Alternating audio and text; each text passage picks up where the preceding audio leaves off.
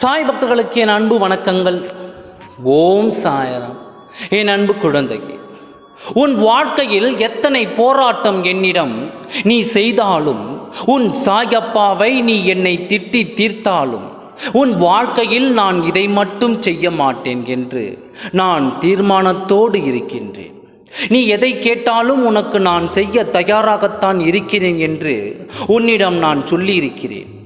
ஆனால் அதற்காக நீ என்னிடம் ஒரு காரியத்தை நடத்தி கொடுக்க வேண்டும் என்று நீ என்னிடம் கேட்டால், என்னை இரக்க குணம் இல்லாதவன் என்று நீ நினைத்தாயா?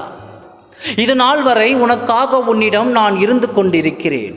உன் சாயப்பா நான் உன்னிடம் எதிர்பார்த்து உன் முகத்தில் புன்னகையை மட்டும்தான் நான் எதிர்பார்க்கிறேன். அன்பாக பாசமாக சாயப்பா என்று நீ என்னை அழைத்தாலே எனக்கு அது போதுமானது.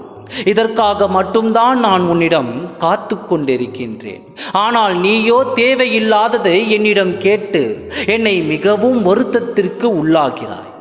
யார் முன்னே நீ வாழ்ந்து காட்ட வேண்டும் என்று நீ ஆசைப்பட்டாயோ அவர்கள் முன்னிலையில் உன்னை நான் வாழ வைக்கிறேன்.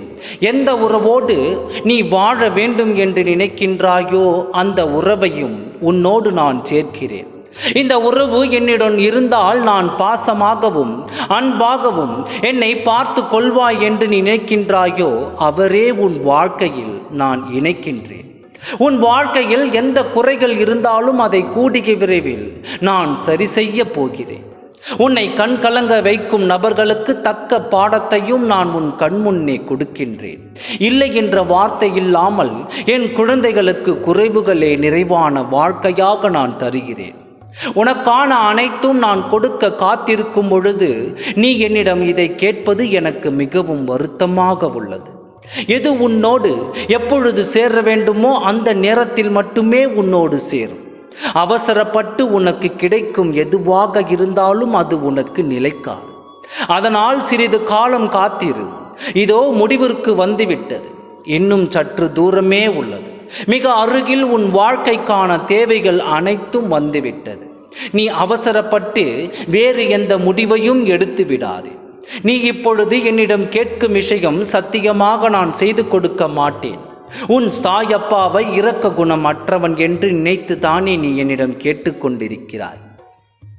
உனக்காக வாழும் உன் சாயப்பாவை பார்த்து நீ எப்படி கேட்கலாம்? இப்படி இனி உன் வாயிலிருந்து இந்த வார்த்தை வரக்கூடாது குழந்தையே. இது இல்லாமல் வேறு எது வேண்டுமானாலும் என்னிடம் கேள், அதை நான் செய்து கொடுக்கின்றேன். இது உன் சாயப்பாவின் சத்திய வாக்காக சொல்லிக் கொள்கிறேன். உன் சாயப்பாவின் மனதை புரிந்து கொண்டு இனி இந்த வார்த்தையை பற்றி என்னிடம் நீ பேசக்கூடாது. நான் சொல்வது உனக்கு விளங்கவில்லை என்றால் உனக்கு நான் ஒரு முறை சொல்கிறேன்.